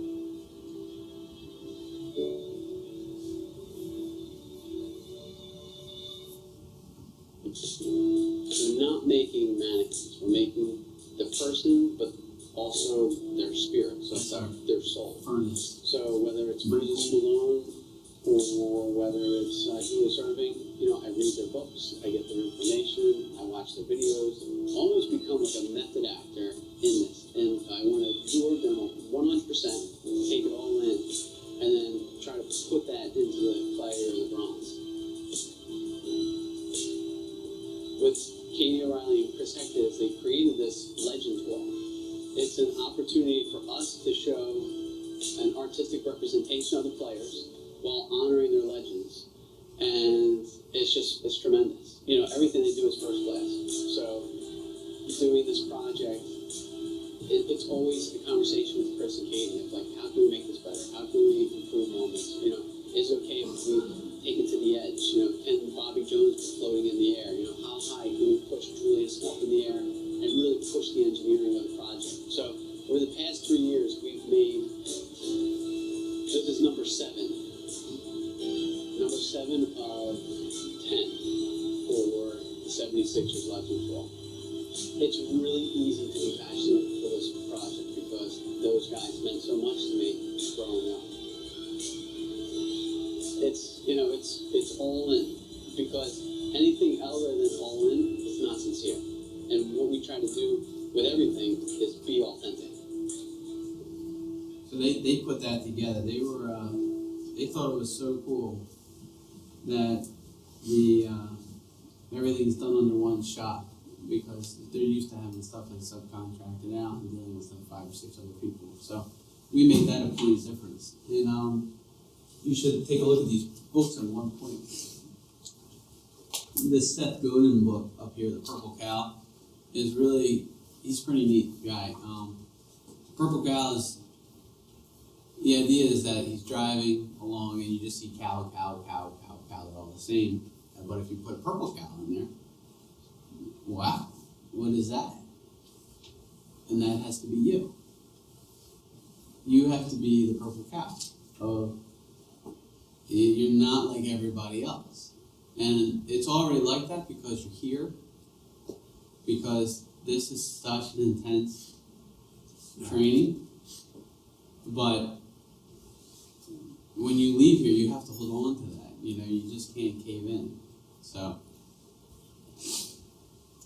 yep. I have a question about the amount of hours you're saying that you put in on a regular basis. Yeah. And I had an experience recently where I strung together a bunch of 18-hour days. Yeah. And then I had 3 days where I got so sick from not sleeping at all that I couldn't work at all. And so how do you maintain your healthiness and we both have colds right now. Yeah, we're both sick right now. So, all right. So you have to research this. Okay. So who do we have in this world right now that has to push themselves to the absolute limit for life and death situations? Just go extreme. So go Marines, Navy SEALs, and doctors. What is their schedule? How long can they focus? How do they eat? How do they stay healthy? It's really important to them. So I can tell you, one is hydration. You're supposed to drink about, in ounces, half your body weight. I weigh 200, 100 ounces of water. Or water. And I grew up in the area. It's water. Yeah, so The food intake, you gotta up your vegetable intake. You gotta up your vegetable, cut out sugar. No more sugar, you don't need it. It's an acidic in your body, which is completely against the monster, but I'm struggling right now and I want her to do a good job. So tomorrow's gonna be rough. But I will go to work tomorrow though. You gotta take the acids out of your body. They slow you down, so that's sugar, I don't know, whatever your dietary things are, but you gotta look into it. And 18-hour days, then you gotta pace yourself, right? So if you're doing, and you gotta sleep, and based on the Marines and Army Rangers, you need to sleep at least 4 hours in a day. You have to. So if you shoot for 5 or 6, that's great. So I would try to trim the 18 back to like 17. I know it's just an hour, but it is an hour of sleep. And then the 17 and the 17, and then if you can, try to get 6 to 8 hours the next day. But even if you're sick, unless you're throwing up or diarrhea, or have a fever, you gotta work. I'm sorry, but you have to. I know it sucks. Try not to do anything like make a portrait that day. Like, I really wouldn't worry about your alar cartilage on the nose that day. But I would do something related. There's always, send out emails. Get ready for your taxes. Go, get your oil changed that day. Go do stuff that has to be done to keep the machine moving. There's plenty of stuff to do. We have a great support team. His wife, my wife, we get it and we push each other very hard.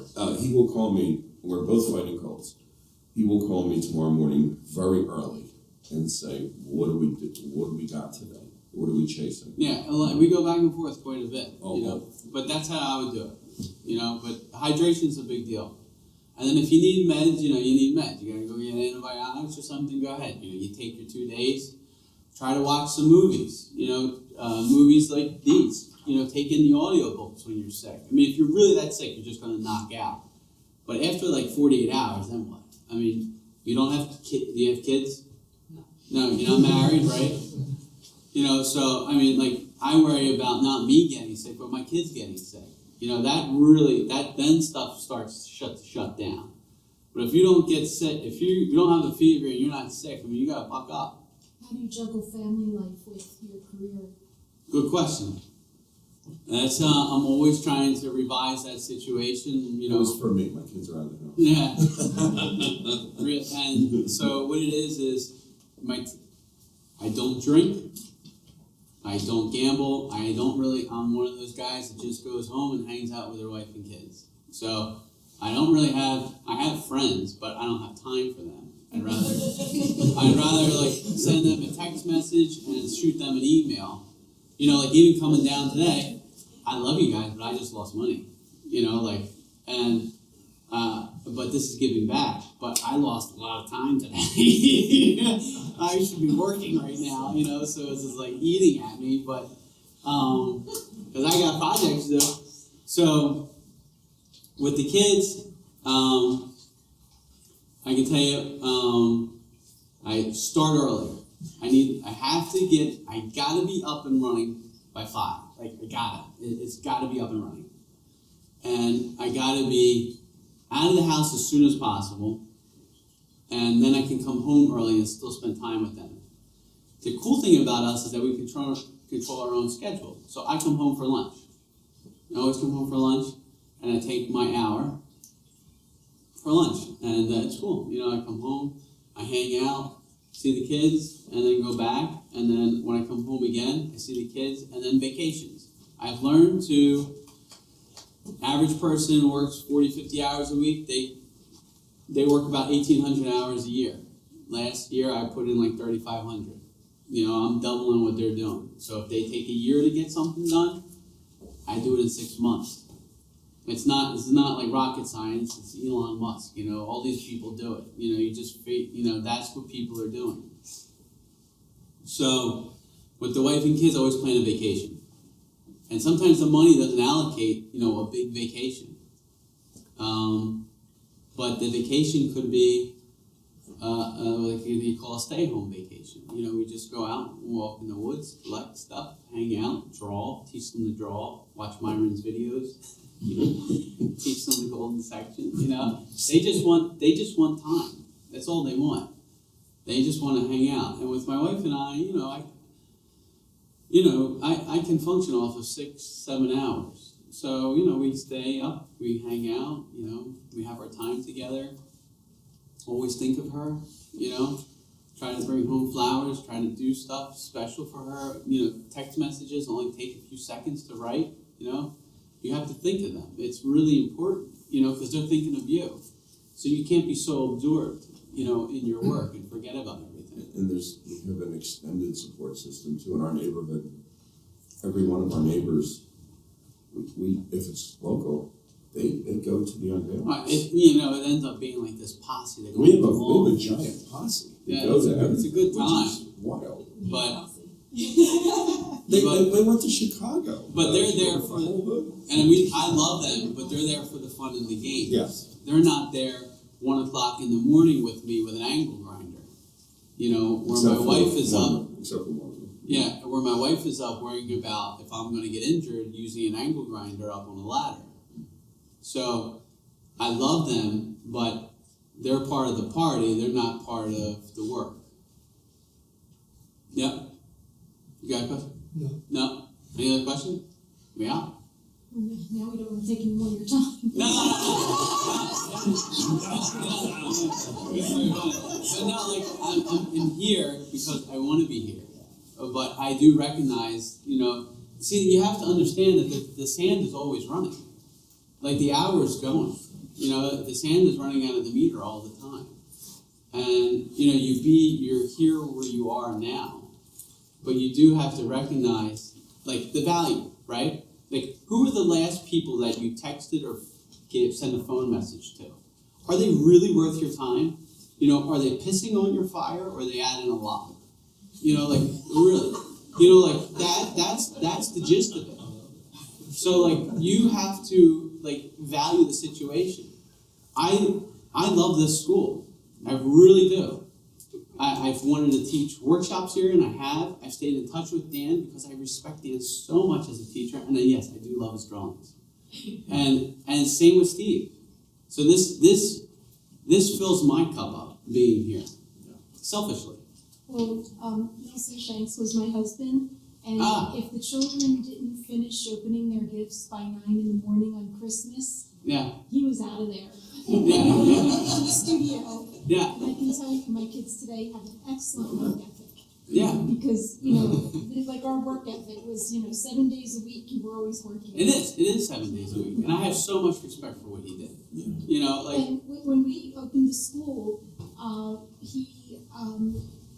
think, do you remember, Dan? It was, people had off Christmas Day and New Year's Day, but I think we were open Christmas. That was it. Yeah. We were open the days between Christmas and New Year's. That is the Fisher stuff. Yeah, we've softened a little bit. It is really cool. And it's, I did meet Nelson at we were here at the demos. When I was going to Pennsylvania Academy, I would sneak over here because it's like, God forbid you go to somewhere else. They're so territorial. They need to get over that. But I would come here. I wasn't a painter, but if you have a chance to watch the master, you take the chance. And I enjoy He it. had the same work ethic, 7 days a week, sunrise to sunset. And he also would not allow his artwork in the house, which meant my artwork couldn't go in the house. And one day I put all my Incaminati studies, I hung them. We have a very large, it's a laundry room, but we have these magnificent old cupboards. And I think I hung about 16 of my Incaminati demonstrations or studies on the cupboards in the laundry room. I got home and took them down because he thought it was unhealthy to look at your work too much. I do. I really find, because actually it makes me want to pull my hair out, Because, Nelson's Plus, you want your work to keep going out into the public. Yeah, and Nelson's a mess. That's true, too. They're silent ambassadors.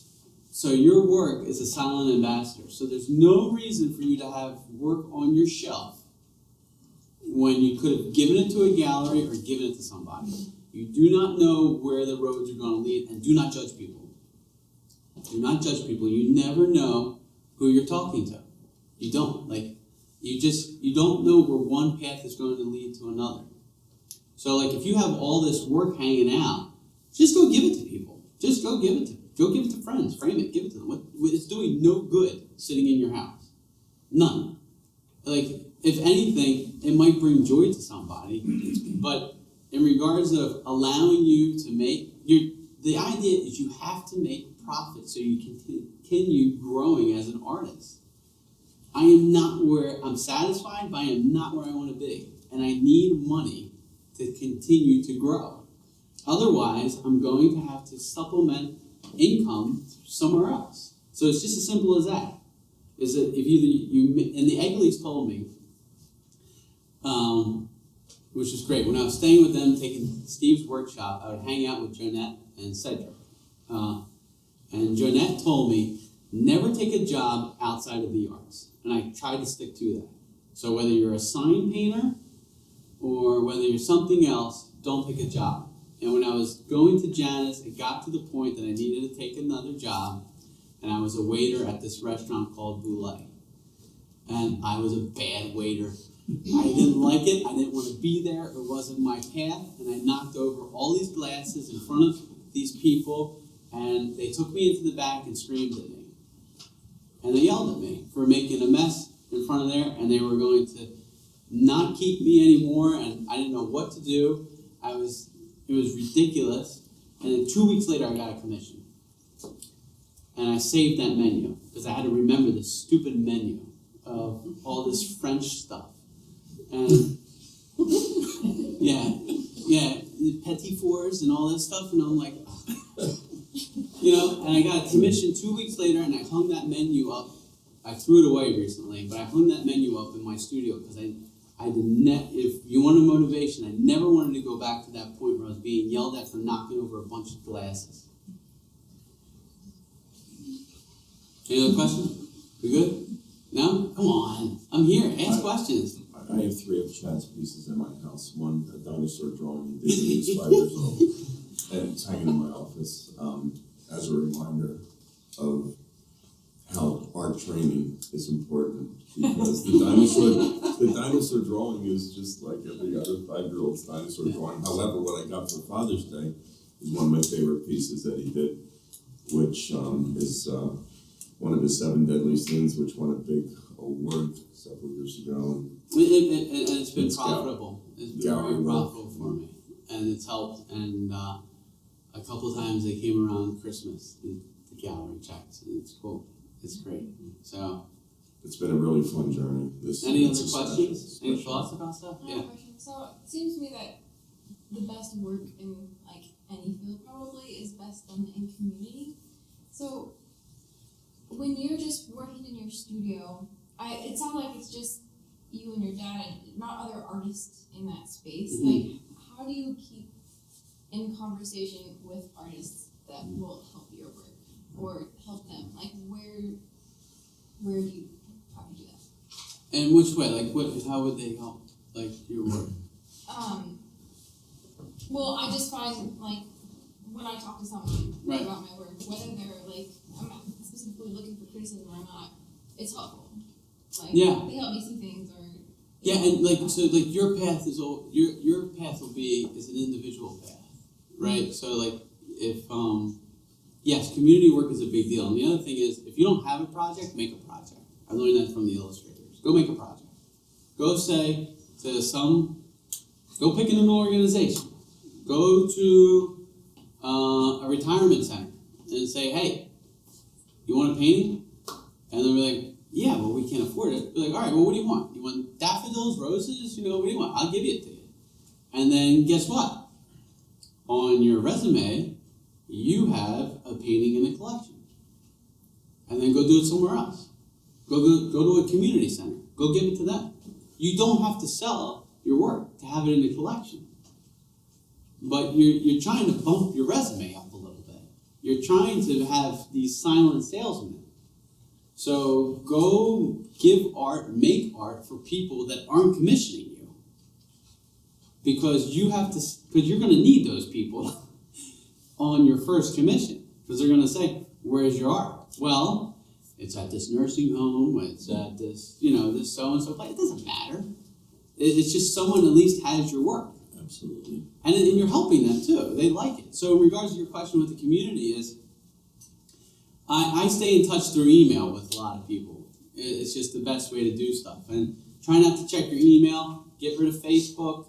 Maybe check your phone 5 times a day, your emails 5 times a day. Anything over that is like obsessive. Checking stuff like 30 times a day is insane. So it's a waste of time. Minutes, hourglass is running. Does this value? Is this thing bringing value right now? The community point is a good one because Chad's wife has a really good eye. So there's internal crit constantly.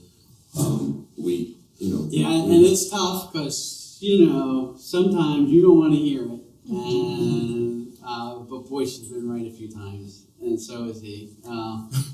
It's just like we bounce it around. Yeah, sometimes you just gotta be like, oh man, really? Yes, you're right. But so you do. There is a community. It's just a tight one. It's a tight one because But community is where it's going, and installation, within community art, you see that. But I don't need much community. I guess I just don't require it. Most of the people I'm having conversations with are dead. So I go down to the Rodin Museum quite often. I go to DC quite a bit. If I have trouble with something, I ask those guys. I do. I bring my sketchbook down, and if I'm having trouble of how the medial head of the triceps is working in this position, I ask them. Because in the end, your mentors and everybody, they have their own life. And they can't be like a crutch. Like you gotta just do it. And you gotta ship. You gotta get done. So. But yeah, some people do enjoy community, like collaborative stuff. I have collaborated with other people. It's fun. It's fun, looking at art. I read a lot. I try to see what's going on in shows, what people are doing, things of that nature. Through the internet, though, because I'm really not too mobile. If I take time, the kids need time. Denise and I have time. So, but yeah, that's like my community, I guess. That's the way I find it. How often do you pour versus, or what's the relative time that you spend in foundry pouring versus sculpting? Yeah, that's funny. It's a nice mix. It's a really nice mix because just about when I'm tired of staring at this sculpture, I'm about to make a mold. And just about when I'm tired of mixing plaster and rubber, I'm about to get ready for foundry. And when I've about had it, my face turns like green. It looks like I'm hulking out because the copper is oxidating or hydrogenating on my face because of the salt and sweat beads.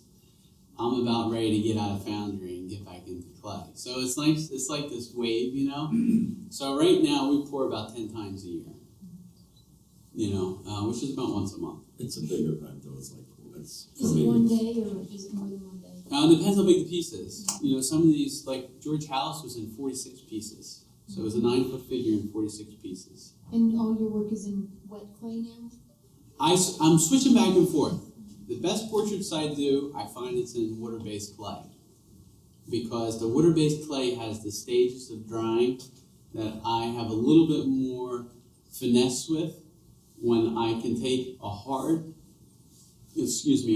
surface clay, wet it down, and press in a little bit, and you can make these soft, fatty forms, like this little teardrop shape underneath your zygomatic, or the little node on your face, or like a little dimple on your chin, where I feel like the transition of plane is so easily grasped as opposed to like the oil-based clay, which then I'll have to use like a Vaseline or like a terpenoid in order to glaze over the surface. And so I go back and forth. If the studio, like this is the first year I've had heat. Honest, first year I had heat. So last year during that winter when it was like 20 degrees, I was in the shop in 20 degrees. So I was all suited up because I learned in the first studio that I had shut down, it cost too much money to heat. So I would wear double hats and winter gear and all that stuff. You know, you can suit up. People work on the highway all the time in freezing temperatures. So you just get over it. And now I have heat. So now I can go back to water-based clay. So now that I have heat in the foundry, the water can't freeze. Otherwise, the clay, shrinks and cracks and all that stuff. So I was always using oil-based clay. But now with the water, it's fun. Any other questions? All good? Good. All right. That was phenomenal. Thank Yeah. you so much.